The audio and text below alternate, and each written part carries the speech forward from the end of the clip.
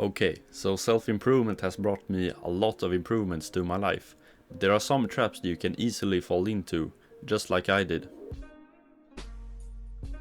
Okay, so it all started around 2 years ago. That was when I first started going to the gym. I started going consistently. Beforehand I could go work out 1 month and then didn't really feel like it anymore, and I wasn't consistent at all. But around 2 years ago was when I started going serious about it. And it was the first good and productive habit that I had. And about 1 year after that, about 1 year ago, that was when I discovered the real self-improvement space. I started watch a lot of Hamza on YouTube. I started meditating, journaling, reading books, which I never done before. And I also wanted to get better socially. And the things like meditating and journaling was really, really easy to get into. You just sat down and meditated or wrote on a paper. But the thing I found more tricky was the social part. I really wanted to get better socially, and because of that I naturally started watching more videos on how to become good in social occasions. The videos that's titled like how to never run out of things to say this when you don't know what to say, etc. And as a result I got better at it. I felt like I could hold a long conversation without it dying immediately and things just being awkward. And one big thing for me was I started to be able to hold eye contact. I had always thought that I was bad at holding eye contact. I just dotted around with my eyes, and I just couldn't focus on the person that was speaking.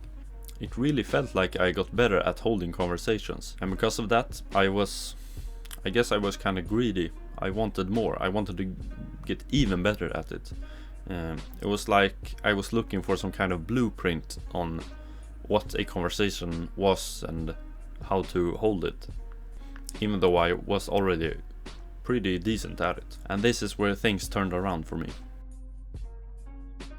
And so with more knowledge and a blueprint, I built like a sort of garage of questions that I could ask if I didn't know what to say. And I thought it was a really good thing, but the thing about it, I never really thought about what the other person said. I only thought about, okay, these are the 10-15 questions that, these are good questions to ask to hold a conversation. And what that led to, I was always deep in thought and didn't even listen to the person I was talking with. I only thought about what I should say next, about what question I should ask. It was like I forgot my personality. I didn't use any of my own humor. I always took things way too seriously and literally. I used to be able to make jokes about a lot of things, but that just stopped happening because I was simply deep in thought all the time. Sometimes when I was in a group of 3 or 4 people, I would sort of rely on the 2 other people to have the conversation, and I would mainly ask questions, like the questions that could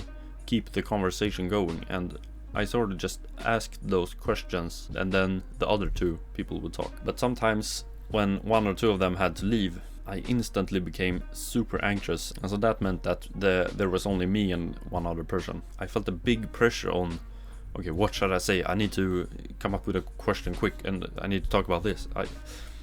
I got so stressed that it became really awkward, and this was genuinely what I thought was good. I thought that having a blueprint was really good to have a good conversation. It might sound really good, but what this will lead to, like it did to me, you will get constantly into deep thought and not being able to be present with the other person. And when you can't even hold eye contact or even listen to what they have to say, the conversation will just die quicker anyway. And in cause of this, you might appear less likable because of it. Like I said, it was like I forgot my personality.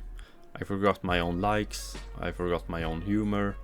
I never implemented them into the conversation. I couldn't get loose, I couldn't go with the flow. I was not myself while having a conversation with the other person. But then luckily I came to a realization. You can be and act like someone you're not, but you can't live with it. That is luckily a quote that I journaled, and it made me realize that I started to somehow improve someone that I wasn't. The whole thing with self-improvement is to improve yourself, improve your attributes, improve your health, improve your aesthetics, improve your social lives. It was not about improving something that you're not. And I still think you should improve your physique, your mental health, your social life, your wealth, but all in combination with the attributes that you have, that you like, the person that you are. You should be 100% of yourself and improve that version of yourself, you know, become the best version of yourself. You know, the funny thing is that I thought I was really aware of not losing my own personality with this whole self-improvement thing. You know, I personally journaled about it, I spoke to my mom about it. Despite all this, I still fell into the trap without knowing I was heading there. Anyway, I hope you can relate to what I'm saying, and if you haven't made it to this point yet, be aware of this trap. Goodbye and take care.